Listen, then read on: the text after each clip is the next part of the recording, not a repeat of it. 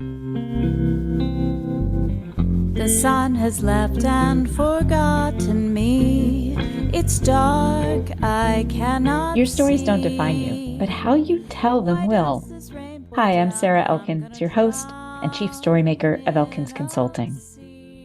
If the title of this podcast episode, An Accidental Podcaster, hits episode 300, seems familiar, it's because I named episode 200 very similarly.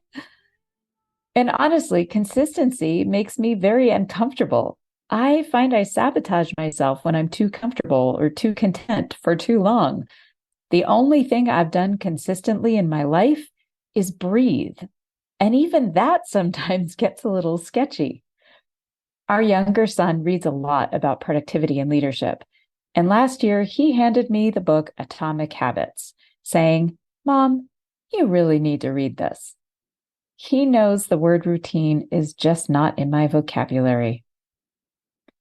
No one who knows me is surprised to see adaptability in my top 5 StrengthsFinder results. As a talent, it's my ability to switch gears easily, to instinctively prioritize my energy toward the path of least resistance. It also means I need to switch gears regularly, or I'll sabotage myself because I get bored.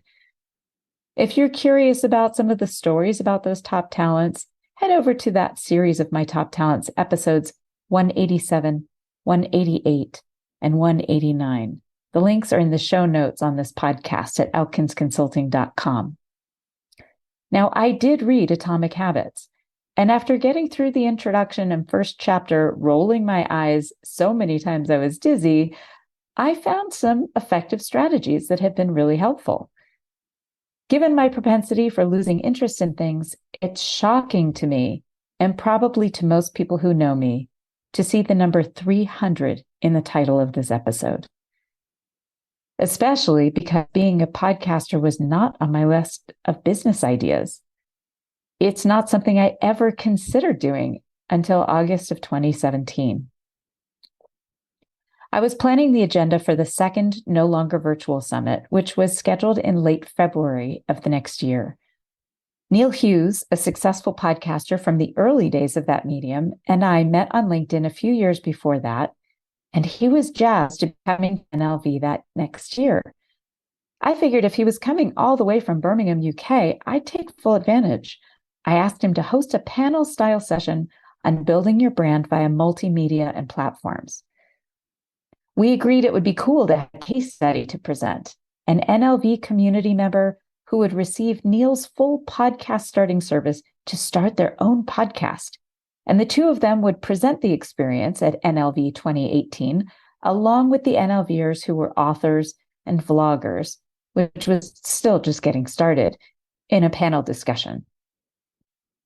In preparation, I reached out to 3 people who, at the first NLV, had shown interest in starting a podcast. And all 3 turned me down.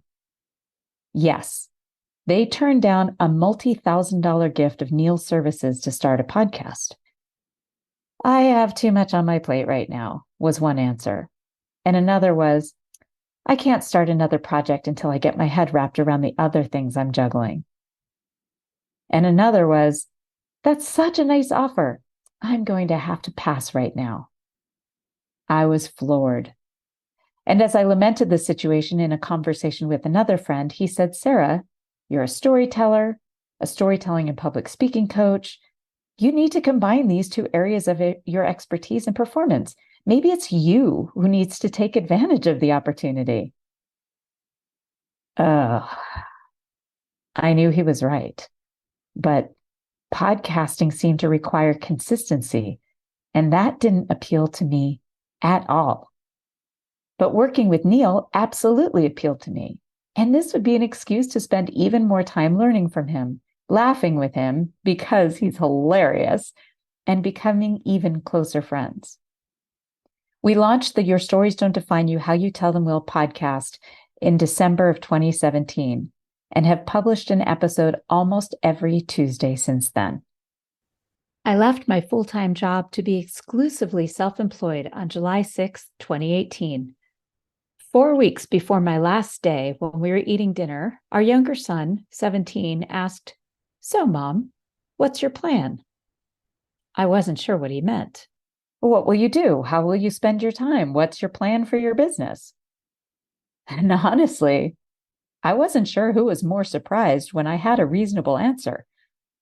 My plan, as I described to him, was to spend the first 8 to 12 weeks creating foundational documents, templates for proposals, invoices, contracts, work on business documents like getting certified as a disadvantaged and women-owned small business with the state, and making sure my bookkeeping was set up properly.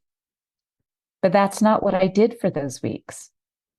No, it was a good plan, but did I mention I struggle with accountability and routine? Instead, I worked on projects around the house that had been languishing because of busy schedules. I went to bed knowing I had gotten a lot done, and knowing that my dissatisfaction was directly related to the fact that none of what I had accomplished was actually building my business. In October, after floundering for 3 months, I glanced up at the bulletin board above my desk and saw the results of my StrengthsFinder assessment I had taken that spring. I realized I needed help. I needed a coach. I reached out to Gallup after receiving an email offer for a one-time coaching session at a great price. After I explained why I reached out, my coach immediately shared an insight that made so much sense. "Sarah, you're like Speedy Gonzalez." Now, my coach is from Barcelona, and her accent made listening to her even more appealing. "With your strategic and activator talents," she said, "you notice the village is nearly out of cheese, so you race to the next village to buy more and race back. Problem solved, right? But when you return, you see the villagers gathering for a meeting to decide what kind of cheese to get this time. Your strategic thinks so fast about the solution, and your activator compels you to begin immediately, that sometimes you forget that others are involved. You forget to take them along for the ride." That insight alone made an immediate difference in my relationship with my husband. I was planning an event at the time, and he wanted to help but didn't know how, because all of what I was planning was in my head. I hadn't written enough down. Once I took the time to write down ideas and tasks, I was able to delegate things I knew he wouldn't mind doing, things he'd do well. It was the next insight from her that took a lot longer for me to finally apply. And here I am, 5 years later, and finally making the adjustments to my strategies for work to see real improvement. She helped me see a major blind spot in my talents.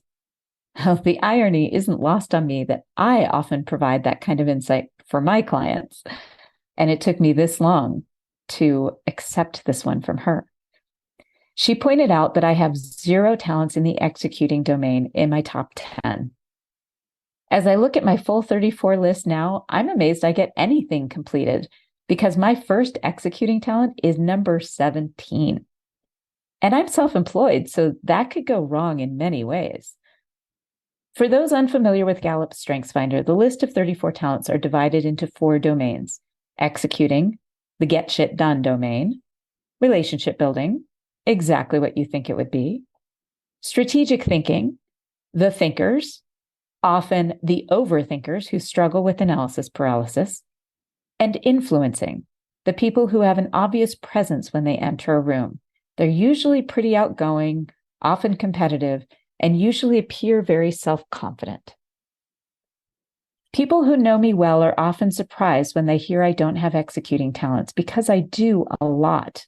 People know me as reliable, a person who shows up when I say I will, that they can count on me. And that's because when I'm accountable to others, it doesn't mean I'm necessarily accountable to myself. And because I'm adaptable and an activator, I can drop everything and shift gears easily when people need something from me. As I mentioned before, I don't live in routine, so it's easier for me to show up for people, but not so much for myself. Up until early this year, I had continued to struggle with daily tasks, keeping up with my client database, a consistent social media presence, all the routine and consistency that helps make a business successful. Thanks to that coach and others I've worked with over the years, I've delegated quite a few of those routine tasks to an assistant, and I use organizing tools and technology to reduce that blind spot. But it wasn't until I started attending a virtual co-working session with my friend and phenomenal mentor, Michelle Talbert, that I made the most significant improvements in this area. Almost every week, I'd log into the virtual co-working space she created. Michelle allowed a few minutes at the beginning to introduce ourselves and very quickly describe what we planned to work on that day. And then we'd launch into 15, 20, and 25-minute work sprints. She would set the timer, put on instrumental music to share, and off we'd go. At the end of a sprint, she'd pause the music and gently bring us back to the Zoom room, always saying, "If you're in flow, keep on going with your head down. We'll set up for another 20-minute sprint."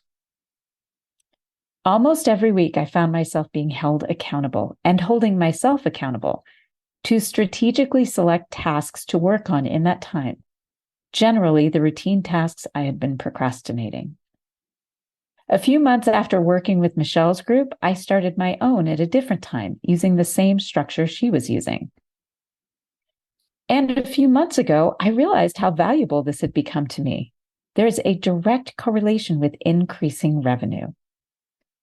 So I started another co-working session, this time with a local friend, devoted almost exclusively to planning and scheduling consistent social media content. Again, within just a few weeks of this consistency, I saw a major increase in my followers and engagement across multiple platforms. Now, none of you are surprised that consistency makes a difference in business.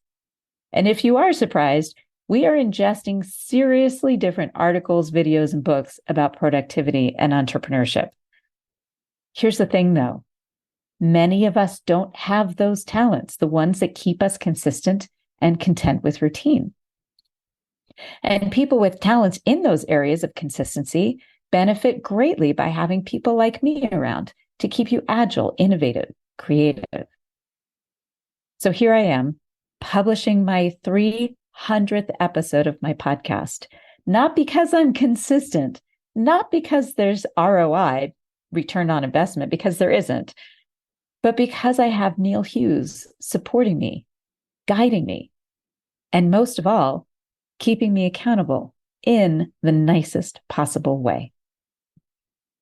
My guests share insights, humor, guidance, brilliant ideas, and it has been an incredible journey uncovering stories people have never shared before, guiding my guests to look at their stories through a different lens. I meet interesting, loving, deeply thoughtful people all the time, and it's an honor to bring their stories to a broader audience. The goal for this podcast has always been to remind people that their stories matter, that the stories they share have an impact on their internal messages and on how people perceive them. I love to remind people that their stories can attract or repel, connect or divide. And you know, the people you attract into your life matters. Being intentional about how you want to experience yourself and how you want others to experience you is a critical part of healthy, satisfying relationships. So the stories you make and the stories you share can be the difference in your happiness. In any setting, whether at work, in an interview, on a date, at a networking event, when presenting to your team or organization, side conversations during meetings, knowing how to share a meaningful story is a highly practical skill. Collect your stories, practice them, categorize them so you're likely to share the right one at the right time with the right audience to demonstrate your skills, value, character, and vision. Thank you for listening to Your Stories Don't Define You, How You Tell Them Will. This show couldn't go on and wouldn't go on if it wasn't for the listeners that sent me messages telling me a story they heard unlocked an important story for them. It couldn't happen without the incredible guests I've had over these years. And just to say it one more time, it wouldn't happen without my circle of friends, especially Neil Hughes. If you're curious about how my workshops and keynote presentations can help you, your audience or team, and your organization become better ambassadors, please visit my website, elkinsconsulting.com, to schedule a discovery call. I'm looking forward to hearing from you, and I'm looking forward to another 300 episodes. Smile, what's the use of crying? You'll find that life is still worthwhile if you just smile.